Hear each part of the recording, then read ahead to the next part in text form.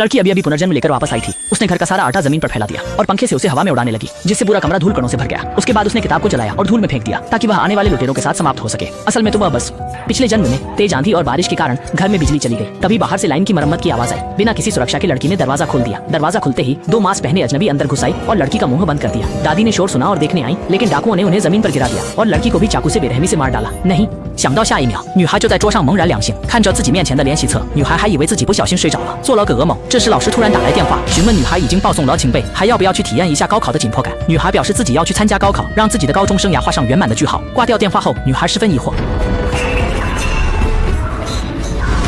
इस समय दादी ने 1 कप गर्म दूध लाकर लड़की को दिया और ध्यान दिलाया कि कल की परीक्षा के लिए जरूरी चीजें साथ ले जाना न भूले। पर लड़की अनजाने में दूध गिरा देती है। जब वह टूटा हुआ कांच उठाने जाती है तो गलती से उसका हाथ कट जाता है।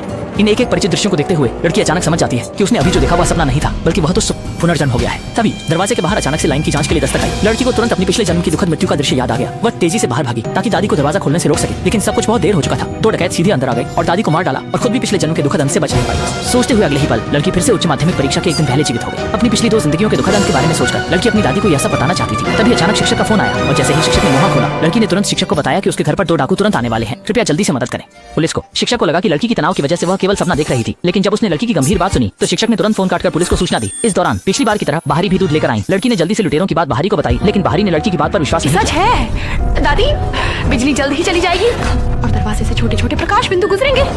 सोचा भी नहीं था कि अगले ही क्षण वास्तव में बिजली चली जाएगी। दादी ने उसे तसल्ली दी कि यह शायद लाइन के पुराने होने के कारण हुआ है और लड़की को ज्यादा चिंतित नहीं होना चाहिए। तभी दरवाजे के बाहर से अचानक लाइन की जांच करने की आवाज आई। तब जाकर दादी ने माना कि लड़की की बात सच हो सकती है और जल्दी से लड़की से पूछा कि क्या करें। लड़की ने कहा कि उसने पहले ही टीचर को पुलिस बुलाने के लिए कह दिया है, हमें बच्चे को पुलिस के आने का इंतजार करना चाहिए। इसलिए वह अपनी दादी को लेकर साथ में छिप गए हैं।